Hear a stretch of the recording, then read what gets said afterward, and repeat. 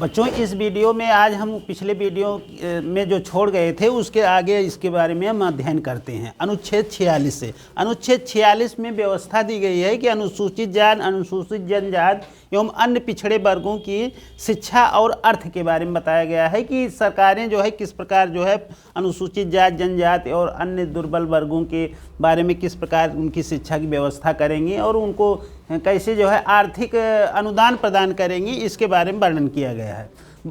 शिक्षा प्राप्त करते समय बच्चों को जो स्कॉलरशिप दी जाती है ये इसी अनुच्छेद का परिणाम है। अनुच्छेद 46 का ही परिणाम है कि जो बच्चों को आर्थिक सहायता प्रदान की जाती है। तो अनुसूचित जाति, अनुसूचित जनजाति एवं अन्य दुर्बल वर्गों के शिक्षा की और अर्थ के बारे में जो है बताया गया है अनुच्छेद 46 में। ऐसी व्यवस्था दी गई है। अनुच्छेद 46 में व्यवस्था दी गई है कि अनुसूचित जाति, अनुसूचित जनजाति एवं अन्य दुर्बल वर्ग के बच्चों को शिक्षा और अर्थ के बारे में कैसे सरकारें इनको जो है अब सुविधाएं प्रदान करेंगी, इसके बारे में बताया गया है। अनुच्छेद 47 में पोषाहार स्तर और जीवन स्तर को ऊंचा करने के लिए सरकारें नागरिकों को सुविधाएं प्रदान करेंगी। ये अनुच्छेद 47 में इसके बारे में वर्णन किया गया है। अनुच्छेद 47 कहता है कि पोषाहार स्तर मतलब ये लोगों का खान पान अच्छा हो, ऐसी व्यवस्था स्टेट जो है उनको प्रदान करेगी। पोषाहार स्तर और जीवन स्तर उनका जो है उच्च हो, जिससे उनका जो आवश्यकता है उसकी पूर्ति हो सके, ऐसा वर्णन जो है अनुच्छेद 47 में किया गया है कि राज्य सरकारें पोषाहार स्तर और जीवन स्तर को ऊंचा करने के लिए दृढ़ संकल्प होंगी। अनुच्छेद 48 में कृषि एवं पशुपालन का संगठन किया गया है। कृषि मतलब कृषि उन्नत ऐसी कृषि हो जिससे जो है उन्नत मतलब कृषि में जो कृषि का जो रख रखाव हो या जो कृषि का जो ज़्यादा से ज़्यादा जो है उत्पादन बढ़े, ऐसी व्यवस्था अनुच्छेद 48 में की गई है कि राज्य सरकारें जो है कृषि के उत्पादन में और पशुओं का जो नस्ल है, जो दुधारू पशुएं हैं उनकी अच्छी नस्ल हो, ऐसी व्यवस्था जो अनुच्छेद 48 में की गई है।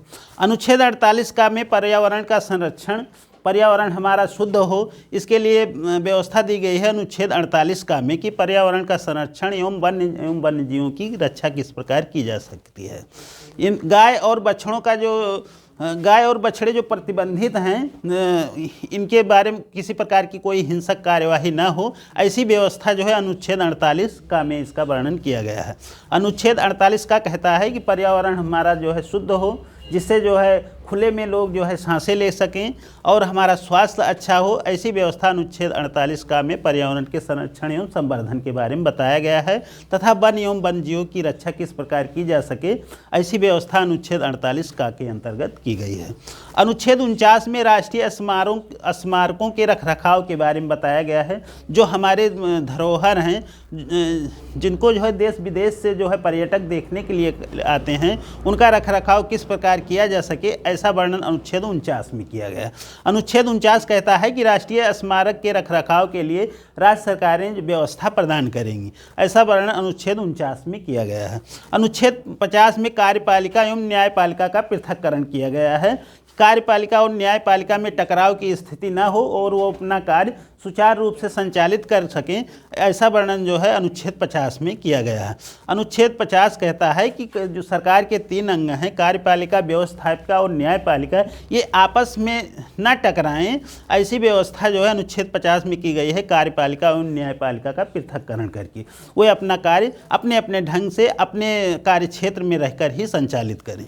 अनुच्छेद 51 में व्यवस्था दी गई है अंतर्राष्ट्रीय शांति एवं समझौते के बारे में कि राज्य जो है विदेशों से अच्छा संपर्क स्थापित करे, जिससे जो है मानव संवर्धन का विकास हो सके और अंतर्राष्ट्रीय स्तर पर हमारी साख अच्छी हो, ऐसा वर्णन अनुच्छेद 51 के अंतर्गत किया गया है। अंतर्राष्ट्रीय शांति एवं समृद्धि के बारे में बताया गया है।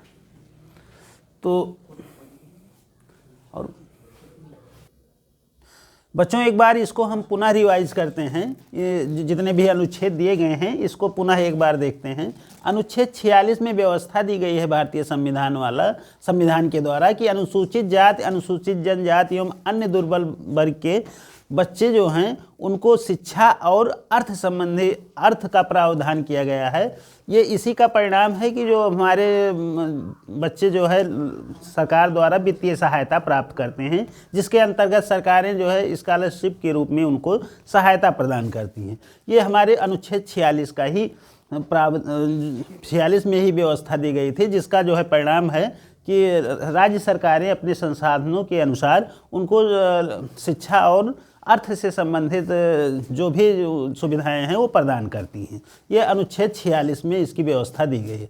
अनुच्छेद 47 में वर्णन किया गया है कि पोषाहार स्तर और जीवन स्तर को नागरिकों का कैसे जो है सरकारें जो है उनके जीवन स्तर को अधिक से अधिक जो है बढ़ा सकें, इसके बारे में वर्णन किया गया है कि उनका जो भोज्य पदार्थ है उसमें जो है उन्नत किस्म का हो, जिससे जो है उनको भरपूर जो विटामिन्स और जो है जो सूक्ष्म पोषक तत्व हैं वो प्राप्त हो सकें और उनका जीवन स्तर किस प्रकार ऊंचा हो सके, इसके बारे में बताया गया है कि सरकारें जो है कैसे जो है नागरिकों को ये प्रदान करेंगी। ऐसा वर्णन जो है अनुच्छेद 47 में किया गया है।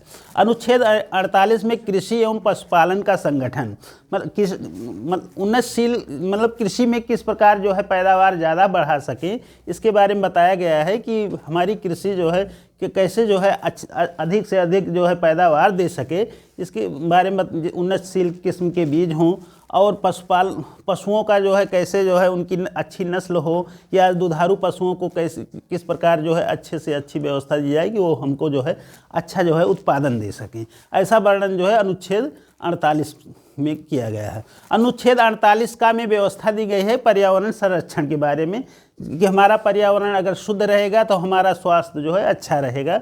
ऐसी व्यवस्था जो है 42वें संविधान संशोधन 1976 द्वारा व्यवस्था दी गई कि हमारा पर्यावरण अच्छा बना रहे और पर्यावरण में किसी प्रकार की रुकावट ना हो जिससे हमारा स्वास्थ्य प्रभावित हो। वन्य एवं वन्य जीवों की रक्षा के बारे में व्यवस्था दी गई है कि हमारे जो वन्य जीव हैं उनकी रक्षा करना हमारा कर्तव्य होगा। मतलब उनको किसी प्रकार की हिंसक कार्यवाही ना हो, इससे जो है सुरक्षा प्रदान करने के लिए अनुच्छेद 48 का में व्यवस्था दी गई है। अनुच्छेद 49 में राष्ट्रीय स्मारकों के रखरखाव के बारे में बताया गया है कि जो हमारे पुराने धरोहर हैं जो काफ़ी जो है अनुच्छेद 48 का में पर्यावरण के संरक्षण के बारे में बताया गया है कि पर्यावरण हमारा किसी तरह जो है शुद्ध रह सके, जैसे वनों की कटाई को जो है रोका जाए और जिस वनों की अगर कटाई रुकेगी तो भूक्षरण कम होगा। भूक्षरण कम होने से क्या होता है कि हमारी जो मिट्टी की जो उर्वरा शक्ति है वो बरकरार रहती है और पैदावार अधिक से अधिक जो है ली जा सकती है। तो ऐसा वर्णन जो है अनुच्छेद 48 का में किया गया है कि पर्यावरण को हमको किस प्रकार जो है शुद्ध रखना है और वन्य एवं वन्य जीवों की रक्षा करनी है। अगर वन्य जीव जो है हमारे जो है अगर सकुशल रहेंगे तो वो पर्यावरण की सुरक्षा में जो है उनका अहम योगदान होता है। इसलिए जो है हमारी जो है सरकारों ने व्यवस्था दी है कि जो है वन्य एवं वन्य जीवों का किसी प्रकार से उनकी हिंसक जो है प्रवृत्ति ना अपनाई जाए। ऐसी व्यवस्था जो है अनुच्छेद 48 का में किया गया है। अनुच्छेद 49 में व्यवस्था दी गई है कि राष्ट्रीय स्मारकों का कैसे किस प्रकार रखरखाव होगा, जो काफ़ी समय से जो है दर्शनीय स्थल बने हुए हैं। देश विदेश के पर्यटक जो है हमारे देश में उनको देखने के लिए आते हैं, इनकी सुरक्षा कैसे हो, इसके बारे में वर्णन जो है अनुच्छेद 49 में किया गया है कि हमारे जो राष्ट्रीय धरोहर हैं उनका रखरखाव किस प्रकार किया जा सके। अनुच्छेद 50 में कार्यपालिका एवं न्यायपालिका के बारे में बताया गया है कि कार्यपालिका और न्यायपालिका अपने अपने कार्य किस तरह से करेंगे कि जिससे उनके जो है कार्य संचालन में किसी प्रकार की रुकावट ना आए। कार्यपालिका का अर्थ होता है पूरा मंत्रिपरिषद या जो है जैसे प्रशासन की सबसे निम्न इकाई ग्राम सभा होती है। ग्राम सभा से लेकर के राष्ट्रपति का जो पद होता है ये कार्यपालिका के अंतर्गत ही आता है। ये सब सारे जो है कार्यपालक ही होते हैं। न्यायपालिका जो है हमारा सेशन जज से लेकर के सर्वोच्च न्यायालय का जो मुख्य न्यायाधीश है वो न्यायपालिका के अंतर्गत आता है। ये अपना कार्य किस प्रकार संचालित करें कि इनके बीच में जो है टकराव की स्थिति न हो, ऐसी व्यवस्था अनुच्छेद 50 के अंतर्गत की गई है।